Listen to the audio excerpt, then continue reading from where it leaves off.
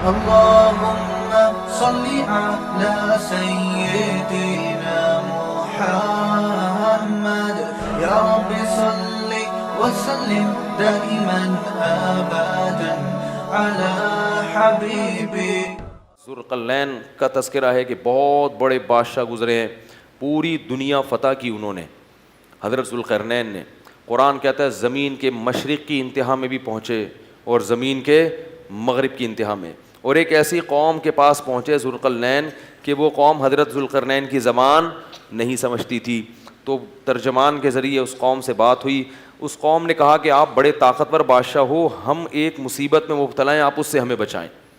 وہ مصیبت کیا ہے؟ انہوں نے کہا یاجوج ماجوج ایک قوم ہے جو زمین میں فساد مچا رہی ہے, تو آپ ہمیں اس سے کیا کریں, اس کے شر سے بچا لیں. تو حضرت ذوالقرنین نے جو پہاڑوں کی وادیاں تھیں نا, ان کے درمیان لوہا اور سیسا گرم کر کے, بڑا مشکل کام ہے یہ پہاڑوں کو لوہے اور سیسے سے بند کرنا, اس قوم کو پیک کر دیا, سیل پیک, کہ یہ قوم اب قیامت تک نکل نہ سکے اور دنیا ان کے شر سے محفوظ رہے. دو جگہ قرآن میں یاجوج اور ماجوج کا تذکرہ ہے. حدیث میں آتا ہے کہ وہ جو یاجوج اور ماجوج ہیں اتنی کثرت سے ہیں, وہ کیا کرتے ہیں, دیوار کو چاٹتے ہیں روزانہ ختم کرنے کے لیے, کہ یہ دیوار چاٹ چاٹ کے کیا کرو, ختم کرو. اور وہ جب ختم ہونے کے قریب رہتی ہے تو وہ کہتے ہیں اب ہم کل اس کو چاٹیں گے, اور انشاءاللہ نہیں کہتے. تو جب اگلا دن آتا ہے تو دیوار واپس اسی طرح ہو چکی ہوتی ہے.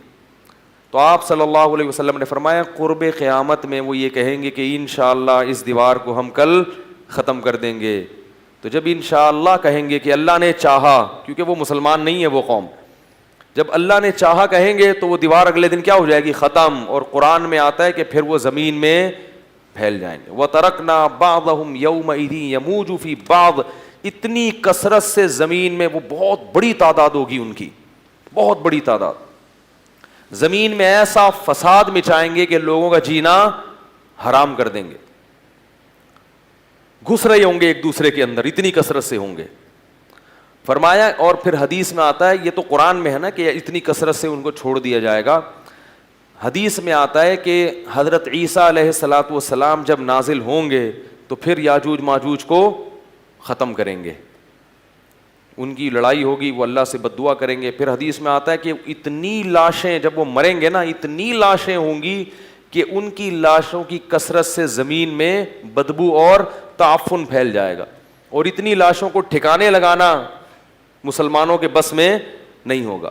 پھر حضرت عیسیٰ علیہ السلام اللہ سے دعا کریں گے, بارشیں برسیں گی, سیلاب آئیں گے جن میں ان کی لاشیں بہہ بہہ کے ٹھکانے لگیں گی. تو پھر اس کے بعد دنیا سے کفر کا خاتمہ ہو جائے گا. پھر آپ صلی اللہ علیہ وسلم نے بتایا کہ حضرت عیسیٰ علیہ الصلاۃ والسلام کی معیت میں ایسا زمین میں پھر انصاف پھیلے گا, ایسا انصاف پھیلے گا, ایسی اللہ کی عبادت ہوگی کہ برکتیں نازل ہوں گی. ایک انگور کا دانہ اتنا بڑا پیدا ہوگا کہ لوگ اس کو سیراب کر کے, ایک انگور کے دانے سے کئی کئی آدمی سیراب ہوں گے, اتنے بڑے بڑے انگور پیدا ہوں گے. کیونکہ جب تقویٰ ہوگا نا زمین میں تو برکتیں آسمان سے نازل ہوں گی, پھلوں کے سائز بڑھ جائیں گے, ان کے ذائقے بڑھ جائیں گے. ابھی تو دیکھو چھوٹے ہوتے جا رہے ہیں, پبلک بھی چھوٹی ہوتی جا رہی ہے, قد چھوٹے ہوتے جا رہے ہیں. وہ ٹھگنی سے ایک آدمی کی شادی ہوئی کسی چھوٹے قد کی عورت سے, بچے اتنے اتنے سے. اب وہ ماں بچوں کو کھلا رہی ہے, بڑے ہی نہیں ہو رہے, وہ ماں پہ گئے قد میں.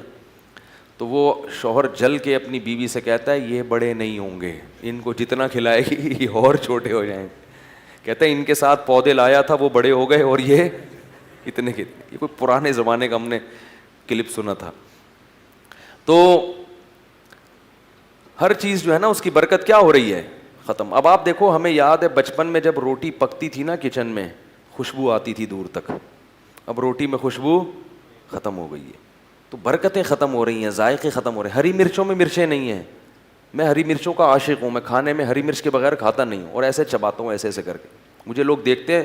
ایک دفعہ میں ہوٹل میں گیا تو میں نے کہا ہری مرچیں لے آؤ. وہ مذاق سمجھتے ہیں, وہ ایک اٹھا کے لے آتا. میں کہتا بھائی ہری مرچیں لے کر آؤ یار. اس نے غصے میں نا پوری پلیٹ بھر کے لے آیا, تو میں کھا گیا. میں تو چاہ ہی رہا تھا کہ پلیٹ بھر کے لے کر آؤں. تو حیران ہو رہا یار, یہ تو میں سمجھتا تھا کہ مذاق کر رہا ہے. تو لیکن اب ہری مرچوں میں ذائقہ 6-7 چبا جاؤ, اس کے بعد کوئی ایک آدھ نکلتی ہے. ہر چیز میں ذائقہ کیا ہو رہا ہے, اس کا گناہوں سے بھی بڑا گہرا تعلق ہے. کچھ تو یہ کھاد واد کے اثرات ہیں, کچھ ہماری بدعمالیاں بھی ہیں. چیزوں کے ذائقے کیا ہو رہے ہیں, ختم ہو رہے ہیں.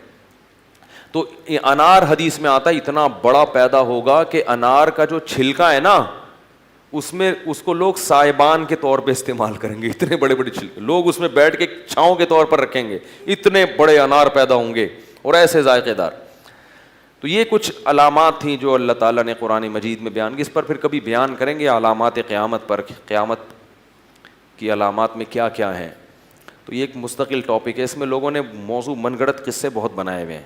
صحیح روایاتیں کم ہیں اور جو موضوع من گھڑت کتابیں اور اپنی طرف سے قصے کہانیاں بنا کے, ورنہ یہ ایک مستقل ٹاپک ہے. قرآن و سنت میں اس پر بہت کچھ بیان کیا گیا ہے.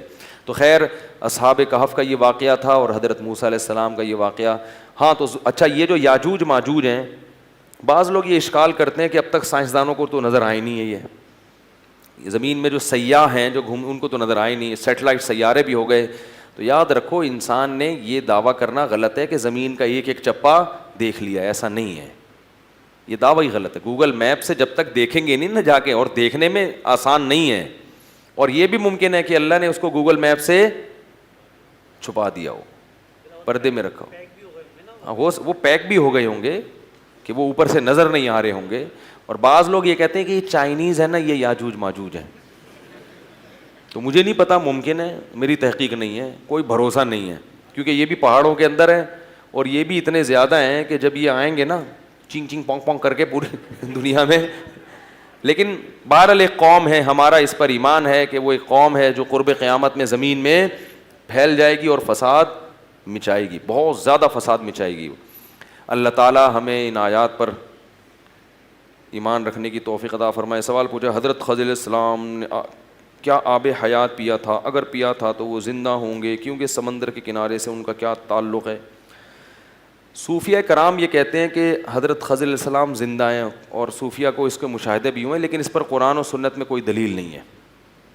سمجھ رہے ہو؟ تو قرآن میں یہی ہے کہ ہر آدمی نے مرنا ہے, صرف عیسیٰ علیہ السلام کی حیات کی دلیل ہے, باقی تمام پیغمبر دنیا سے چلے گئے, اور خضر علیہ السلام سے بھی بظاہر یہی ہے کہ دنیا سے چلے گئے ہوں گے. لیکن بہرحال بعض صوفیوں کو مشاہدہ ہوا ہے, وہ ان کی اپنی ذمہ داری ہے, تو کسی بزرگ کی توہین بہرحال جائز نہیں ہے. اللہ نے فرمایا کہ حضرت خضر علیہ السلام اگر ہیں تو وہ, ہمارے حضرت فرمایا کرتے تھے کہ حضرت خضر علیہ السلام مجھے ملے تو میں ان سے پوچھوں گا کہ آپ یہاں کیا کر رہے ہیں.